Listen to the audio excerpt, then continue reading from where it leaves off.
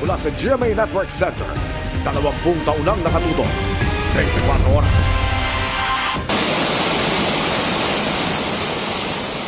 Nagmistulang waterfalls ang baha sa Jose Panganiban Elementary School sa Camarines Norte na nasa ilalim ng warning signal dahil sa bagyong Christine. Ay, naguyod na. Ay, Sa Albay, inanod ng baha ang mga bahay na ito sa barangay Bonbon sa Libon. Nagka-flash flood sa lugar dahil sa malakas na ulang dala ng bagyong Christine. Malaking bahagi ng bansa mula Luzon hanggang Mindanao ang apektado ng Tropical Storm Christine dahil sa laki ng sirkulasyon nito. Inaasahang magla-landfall ang bagyo sa Isabela o Northern Aurora. Ang update sa galaw at mga lugar na uulanin dahil sa bagyong Christine, ihahatid namin maya-maya lamang. Magandang gabi po, Luzon, Visayas at Mindanao. Tinanggap ni Vice President Sara Duterte ang mungkahi ng mga mambabatas na magpa-neuropsychiatric test para malaman kung karapat-dapat pa siya sa posisyon. Pero yun daw ay kung magpapadrug test ang lahat ng mga kongresista at iba pang kakandidato. Nang tanungin ng bise kung may pag-asa pa silang magkaayos ni Pangulong Bongbong Marcos, magsorry daw muna ang Pangulo at iba pang bumabati ko sa kanya sa mga naapektuhan ng gulo sa Kingdom of Jesus Christ sa Davao City. Nakatutok si Marisol Abduraman. Wala akong problema doon. Game tayo. Kumasa si Vice President Sara Duterte sa mungkahi ng ilang mambabatas na sumailalim siya sa neuropsychiatric test. Kasunod ito ng kanyang mga kontrobersyal na pahayag noong nakaraang linggo. Tulad nagbantang ipahukay ang labi ni dating Pangulong Ferdinand Marcos sa libingan ng mga bayani at itapon ito sa West Philippine Sea. Pati ang sumagi sa isip niyang pugutan si Pangulong Bongbong Marcos sa sobrang toxic na raw ng kanilang relasyon. Pero ang pagkasa ng Vice Presidente may kondisyon. I will do 2 tests. Neuropsychiatric exam and drug test. Pero dapat lahat ng mga young guns na kandidato at lahat ng mga congressional candidates ay magpa-drug test. Live din daw dapat ipalabas ang test kung saan kabilang siya. We call on the Philippine Medical Association, the Philippine Psychiatric Society siguro to set the guidelines para sa amin lahat. We need independent third-party hair follicle testing. That is why we are asking the help of PMA. Ayun na, ngayon na. Magpa-drug test tayong lahat. I'm not bluffing. Pangalan ko nakataya dito. Nandiyan kayo lahat, nakikinig. Tugon dyan ni House Assistant Majority Leader Representative Jay Cungon, handa rin silang mapadrug test pero dapat daw ay handang humarap ang bise sa pagdinig ng Kamara. Sabi ni Vice President, nababasa daw niya ang lahat ng batikos sa kanyang mga sinabi. Unusual, unbecoming, unhinged, unstable. Sasabihin nila, crazy, lukaret, luka-luka, buang. Desperado ba? Desperada. So anong ikakadesperada ko? Hindi ako maareglo. Hindi ako mabayaran ng budget, hindi ako mabayaran ng pera. Ang laki ng problema nila. Kasi ngayon, ayaw ko na tumahimik. Noon, walang nagsasalita kontra sa administrasyon. Tumugon din siya sa sinabi ni Justice Secretary Crispin Remulla na maituturing na paglapastangan sa patay ang banta ng bise na hukayin ang labi ni dating Pangulong Marcos. Ipagdasal natin ang Pilipinas dahil we have a Secretary of Justice na hindi alam ang batas. There is a big difference between talking about desecration a body and actually desecrating a body. Nang tanungin naman kung ano ang naganay aksyon ng kaibigan niyang si Senador Amy Marcos matapos ang kanyang presko ng Biyernes, sabi ng bise, Tinext ko siya and she was cold, malamig. And then meron siyang sinabihan na common friend namin na naiinis siya sa akin at kay BBM. And then sinabihan ko yung common friend namin, sabihin mo sa kanya, huwag siya mainis sa akin at kay BBM, mainis siya kay Lisa at kay Martin. Pero itunuturing pa rin naman daw niyang kaibigan ang senadora. Sila ng Pangulo at iba pang bumabati ko sa kanya. May pag-asa pa bang magbabati? Mag-sorry sila doon sa pamilya nung namatay sa Davao City during the kaguluhan sa loob ng Kingdom of Jesus Christ. Magsorry sila sa lahat ng tear gas nila, pinukpok nila at binugbog nila sa Tamayong at sa KOJC. Magsorry sila sa lahat ng hindi nakakatulog ngayon kasi pinapatawag nila paulit-ulit dyan sa House of Representatives hearing. Hindi lang sorry na, oh sorry Hindi, pangalanan nyo lahat, sorry kayo sa kanila. Pag-isipan ko kung papatawarin ko kayo. Sinusubukan pa namin kunin ang panig ng Malacanang at ng Senador Amy Marcos.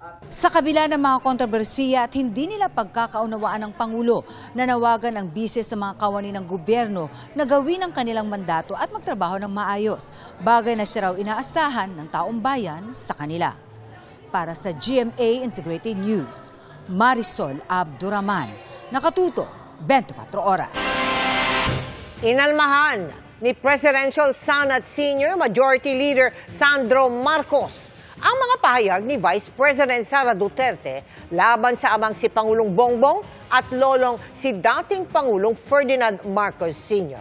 Sumobra at wala na raw sa lugar ang bise na naging insensitive sa namayapa at naging marahas sa nabubuhay.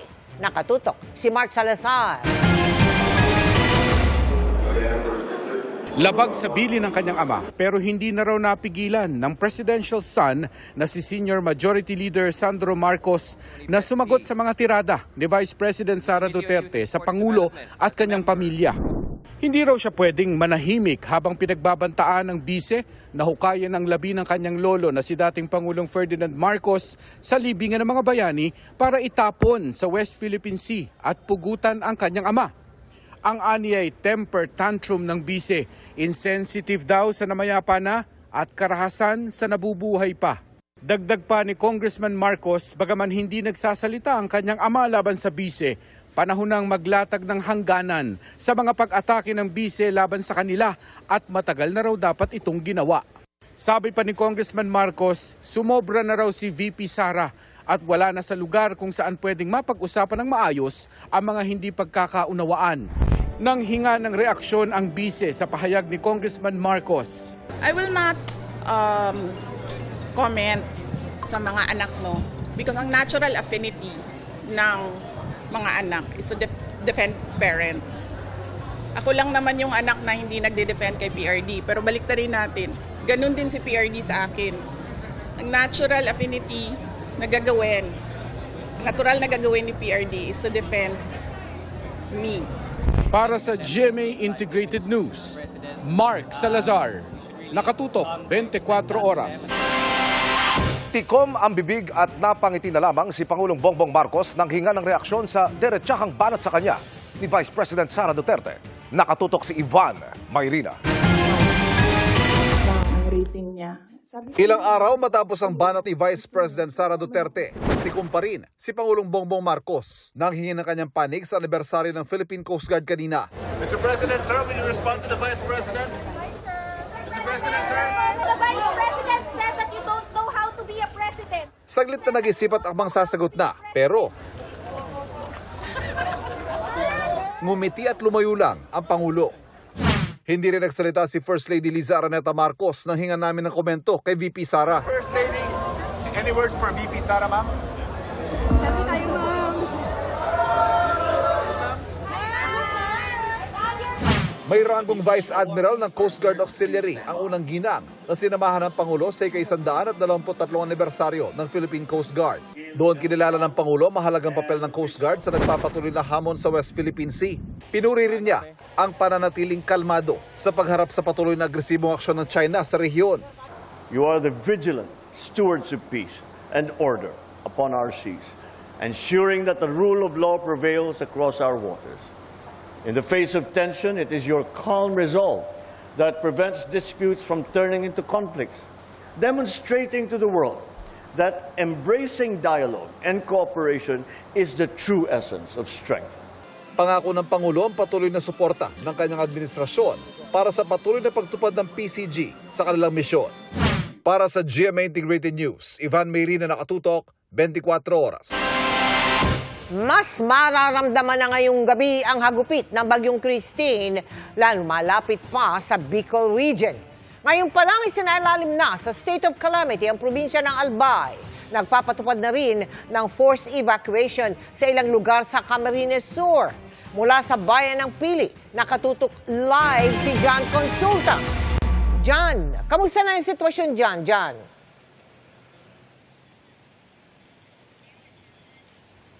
Mel, sinimulan na nga ang mandatory evacuation sa ilang mga residente dito sa Camarines Sur habang papalapit ang Bagyong Christine sa probinsya. Ganito kalakas ang ragasan ng baha sa Del Gallego, Camarines Sur. Umapaw kasi ang dalawang spillway, bunsod ng malakas na pag-ulan. Yan lang daw ang tanging daanan ng mga residente roon, kaya isolated ngayon ang ilang barangay. Malakas na buhos ng ulan ang naranasan ngayong hapon sa probinsya. Ang ilang kanal sa Naga City, bumubulwak na. Nagmistulang ilog tuloy sa lakas ng ragasan ng baha ang ilang mabababang lugar. Ang karinderya, tindahan at bahay ng residenteng ito sa Pili, pinasok na rin ng baha. Tumataas po talaga. Mahirap po kasi lalo na yung leptospirosis.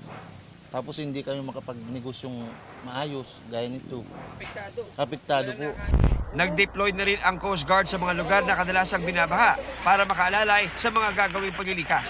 With support ng province of the Camarines Sur, willing silang ipagamit din yung water assets nila na imamand ng Philippine Coast Guard, and then buong Camarines Sur po is i-accommodate po ng Philippine Coast Guard. Sa bayan ng Baaw, nagdulot ng mabigat na daloy ng trapiko ang pagbaha. Sinimulan na rin ang paglilikas sa mga residente sa mga flood-prone at critical areas sa lalawigan tulad sa Cadlan, Pili, Camarines Sur.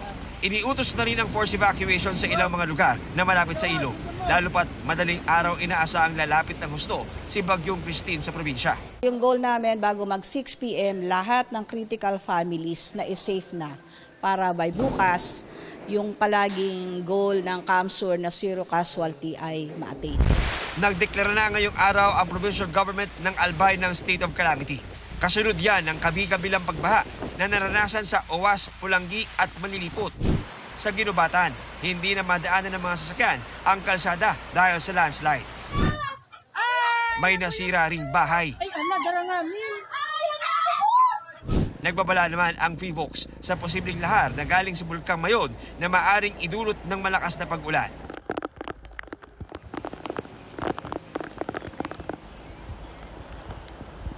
Mel, ayon sa PDRMC ng CAMSUR ay umabot na sa 1,300 na pamilya ang nailikas sa probinsya. At sa ngayon ay patuloy pa rin sila nakatutok dahil ang inaantabayan nila, Mel, ay mamaya pang 2 a.m. mararamdaman ang talagang buong lakas itong si Bagyong Christine dahil yun ang estimate na pinakamalapit na ilalagi nitong bagyo sa probinsya. Kaya lahat ay naka-alerto, nakaantabay at sa mga oras na to ay wala ng kuryente.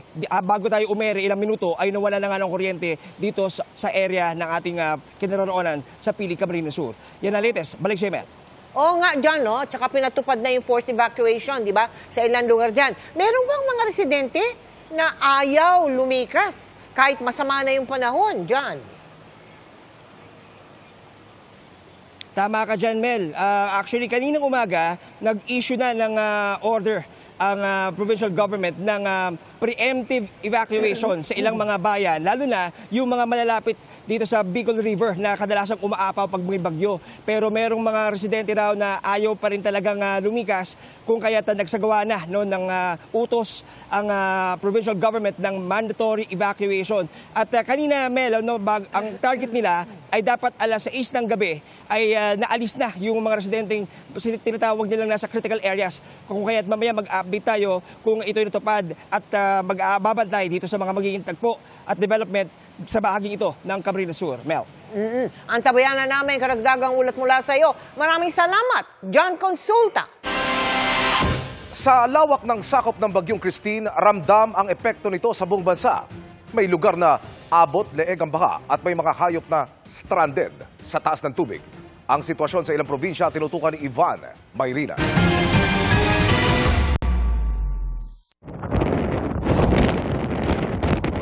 Sa Dahit Camarines Norte, dinig na dinig ang tila dagundong ng malakas sa hangin. Sinundan pa yan ng matinding buhos ng ulan. Sa lakas ng bugso ng hangin, iwi na siwas pati sanga ng naglalakihang puno. Sa Sorsogon, malakas ang agos ang bahang lumamon sa mga kalsada at pinasok ang maraming bahay. Kanya-kanyang bitbit na may sasalbang gamit ang lang residente, lalo't tuloy-tuloy ang pagtaas ng tubig. Sa ilang barangay nga, halos abot leeg na ang taas ng tubig. Kasamang lumikas sa ilang residente ang mga alagang hayop. Ang kalabaw naman ito sa Virac, Catanduanes, na trap sa gitna ng tumataas na tubig malapit sa ilog. Sinusubukan naman daw ng kanyang amo na mailis siya roon bago patuluyang tumaas ang tubig, oras na bumuhos ulit ang ulan. Sa bayan ng San Miguel, 4 na barangay ang isolated din. May umapaw ring spillway sa bayan ng Virac. Bagamat malayo pa sa inaasahang pagdaan ng bagyo sa Ilocos Region, nakakaranas na ng mga pagulan ang ilang bahagi ng Ilocos Norte. May binahang paaralan sa Abulog, Cagayan. Sa Isabela, inanunsyo ng National Irrigation Administration o NIA ang pagpapakawala nito ng tubig sa Magat Dam Reservoir ngayong araw. Kabi-kabilang pagbahari ng naitala sa Tagbilaran, Bohol. Ang ilang residente at motorista napilitan ng sumuong sa baha. Abot din sa Mindanao epekto ng trough o extension ng bagyong Christine. Gaya ng nangyari sa National Highway na ito sa Libungan, Cotabato na may sulang ilog na dahil sa tindi ng baha. Sa bayan ng Pigkawayan, nalubog din sa baha ang maraming bahay. Tuloy-tuloy naman ang monitoring at paghahanda ng gobyerno sa pananalasa ng bagyong Christine. All units have been mobilized. All local government units have been informed. Maraming predictive models siya. So, as unpredictable as the weather goes. But no matter where it will pass, all local government units, all civil defense units have been alerted and I think we're prepared. Inirekomenda ni rin daw ng DILG ang pagkansela ng mga klase sa buong Luzon hanggang bukas. We advised all local government units to suspend classes in the entire Luzon seaboard. Buong Luzon yan. And that goes also with canceling all seacraft from traversing the Luzon area. Naka-red alert ngayon. This is our highest alert just to make sure na nothing is left to chance. Nagka-problema rin sa supply ng kuryente sa ilang lugar sa Quezon at Eastern Visayas dahil sa masamang panahon. Ina-assessa ng NGCP ang epekto ng bagyo sa kanilang mga pasilidad. Para sa GMA Integrated News, Ivan Mayrina, nakatutok, 24 oras. Malalakas na hangin at naglalakihang alon sa dagat ang epekto ng bagyong Christine sa Aurora. Tigil muna sa pagpapalaot ng mga mangingisda at bawal na rin ang ilang tourism activities sa probinsya. Mula sa Baler, nakatutok live si Katrina Ton. Katrina? Mel, itinaas na ang alert status blue sa buong probinsya ng Aurora. Ibig sabihin nito ay 24 oras ng bukas ang kanilang Emergency Operations Center. Nagtulong-tulong ang mga mangingisdang ito sa pagtutulak ng kanilang mga bangka papunta sa laot. Isa-isa rin nila itong tinalian para masiguro na hindi tatangayin ng bagyong Christine. Malakas na kasi ang hangin at naglalakihan na rin ang alon. Marami na sira dito. Yung ito nakaraang bagyo lang, yung malakas. Halos 3 bangka nawasak diyan. Iingat na talaga kasi mahirap din magpundar. Mahal din ang bangka kahit papaano, kahit kahoy lang. Dagdag problema pa nila ang kawalan ng kita dahil halos 2 linggo na raw silang di nakakapangisda. Meron naman po rin magtapang-tapangan sa laot. Kahit po ganito na matagalan lang, magsakripisyo na lang po muna. Kaysa naman buhay ang isakripisyo. Pansamantalang tigil din ang kabuhayan ng mga surfing coach sa Baler. Hindi na po pwedeng magturo. Especially in Sabang po. Pag nandun na po, mahirap na pong intindihin yung sarili mo, tapos may estudyante ka pa. So, kailangan safety mo muna. Gayunpaman, may ilan pa ring sinamantala ang matataas na mga alon. Agad din naman daw nila itong ititigil kapag nagsimula ng umulan. Ito nga yung Cemento Beach. Sa parteng ito raw dito sa Baler, Aurora, karaniwan ay wala talaga nga alon. Ngunit sa mga oras na ito, naglalakihan yung mga alon at may mangilan-ngilan na nagsusurf. Indikasyon daw yan ng bagyong si Christine. Kanina, nagpulong na ang MDRRMO ng Baler para sa kanilang pre-disaster risk assessment. Sa mga fishermen, kahapon pa nag-remind na tayo through our MAU Municipal Agriculturalist Office na i-remind na yung ating mga fishermen, and kung nasa laot sila, by all means, baka pwedeng pauwiin na muna sila dahil talagang may kalakasan tong bagyo. Nakahanda na rin daw ang evacuation sites at rescue equipments. Simula ngayong araw, ipinagbabawal na rin ang mga tourism activities dito sa Aurora. Patuloy din ang ginagawang pagbabantay sa mga coastal municipalities. Naka-blue alert na kami ngayon. Sa 8 bayan, isa lang po ang walang coastline, yung Maria Aurora. Pero the rest po ay talagang napapaikutan po ng coastline.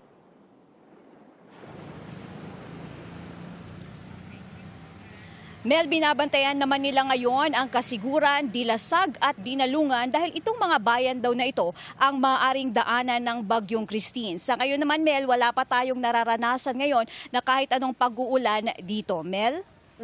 Katrina, paano ipatutupad ng lokal na pamahalaan yung sinasabi nilang ipinagbabawal na mga tourism activities dyan sa Aurora ngayong may bagyo? May mga tinalaga bang mga tauhan na magbabantay, mga ganon? At mayroon bang parusa? Katrina? Mel, kanina nag-ikot na yung LGU dito nga sa Baler at nagbandilyo. Umikot sila sa ilang mga residente, gayon din kinausap nila ang ilang mga turista na nandito at sinabihan na ipinagbabawal sa ngayon ang anumang tourism activities. May mga nakatalaga rin na mga tinatawag nilang tourism police na siyang magbabantay para walang sumuway dito. Sa ngayon, wala na mga penalty na ibinibigay. Bagkus, pinapaalalahanan lang nila lahat na bawal at kailangan itong sundin. Mel? Maraming salamat sa iyo, Katrina Son.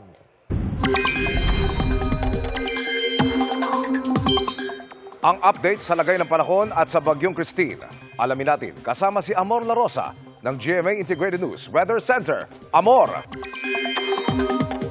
Maraming salamat, Sir Emil. Mga kapuso, sa paglakas at lalo pang paglapit sa lupa ng Bagyong Christine, mas dumami na rin ang mga lugar na isinailalim sa wind signals. Nakataas po ang signal number 2 sa Catanduanes, eastern portion ng Camarines Norte, eastern portion ng Camarines Sur, ng Albay at ganun din sa eastern portion ng Sorsogon. Signal number 2 rin dito po yan sa northeastern portion ng Northern Samar at sa northern portion ng Eastern Samar. Signal number 1 naman dito po yan sa Metro Manila, Ilocos Norte, Ilocos Sur, La Union, Pangasinan, Apayao, Kalinga, Abra, Mountain Province, Ifugao, ganun din sa bahagi po ng Benguet. Signal number 1 din dito sa Cagayan, kasama po ang Babuyan Islands, Isabela, Quirino, Nueva Vizcaya, Aurora, Nueva Ecija, Tarlac, Zambales, Bataan at ganun din sa Pampanga. Kasama rin po dito itong Bulacan, Cavite, Laguna, Batangas, Rizal, Quezon, Pulilio Islands, Occidental Mindoro, ganun din ang Lupang Islands at pati na rin po ang Oriental Mindoro. Signal number 1 din dito sa Masbate, kasama po dyan ang Ticao Island, Burias Island, probinsya po ng Marinduque, Romblon, natitirang bahagi ng Camarines Norte, ng Camarines Sur, ng Albay at ng Sorsogon. Inaasahan din po natin ang epekto ng bagyo dyan po yan sa ilang bahagi ng Visayas, kaya naman nakataas rin ang signal number 1, dyan po yan sa natitirang bahagi ng Eastern Samar, natitirang bahagi po ng Northern Samar, Leyte, Biliran at pati na rin sa southern portion ng Leyte. Signal number 1 man, dito po yan sa Dinagat Island, Surigao del Norte, kasama po ang Siargao at ang Bukas Grande Group. Mga kapuso, posibleng madagdagan pa ang mga yan sa paglapit po ng bagyo. Nasa tropical storm category na ang Bagyong Christine, taglay po ang lakas ng hangin na 75 kilometers per hour at pabugso nga abot naman ng 90 kilometers per hour. Huli po yung namataan ng Pag-asa, 390 kilometers silangan ng Daet, Camarines Norte. At kumikilos po yan sa ngayon pa west-northwest sa bilis na 15 kilometers per hour. Kumpara sa mga inisyal na forecast track po ng Pag-asa, posible po na bahagyang mapaaga yung paglandfall o pagtama po nito. Inaasahan yan bukas ng gabi o di kaya naman sa Huwebes po ng madaling araw dito sa Northern Aurora o kaya naman po sa lalawigan ng Isabela. Pero depende pa rin po yan mga kapuso dahil pwede pa rin po itong magbago. Depende kung lalo pang bumagal o di kaya naman po bumilis yung pagkilos po nitong bagyo sa mga susunod na oras. Dahil din sa area of uncertainty o area of probability, maaari pong umangat o di kaya naman po ay bumaba po itong direksyon ng bagyo. Kaya yan po yung titingnan po natin sa mga susunod na oras at posible ring lumakas pa itong bagyo bago po yan tuluyang tumama dito sa lupa.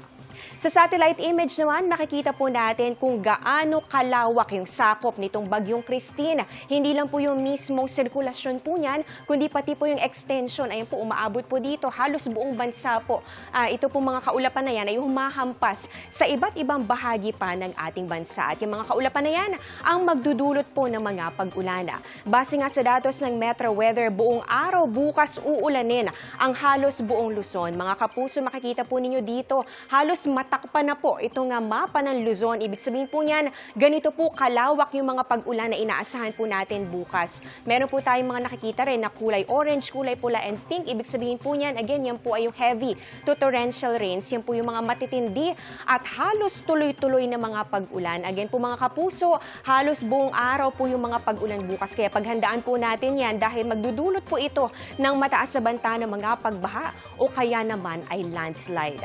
Sa Visayas at Mindanao naman, ramdam din ang epekto ng bagyo bukas. May mga pag-ulan po dito sa Negros at Panay Island, pati na rin po dito sa Bohol, ilang bahagi po ng Samar and Leyte provinces. At ganoon din sa ilang portions ng bahagi po ng Cebu. Dito naman po sa may Mindanao, inaasahan din po natin merong mga pag-ulan sa may Zamboanga Peninsula, Northern Mindanao, Barm, Soc-Sargen at ilang bahagi rin ng Caraga at ng Davao Region. Maaring mga kalat-kalat na mga pag-ulan lamang po yan, pero posible pa rin yung mga malalakas na buhos dito po yan sa ilang bahagi ng Visayas and Mindanao.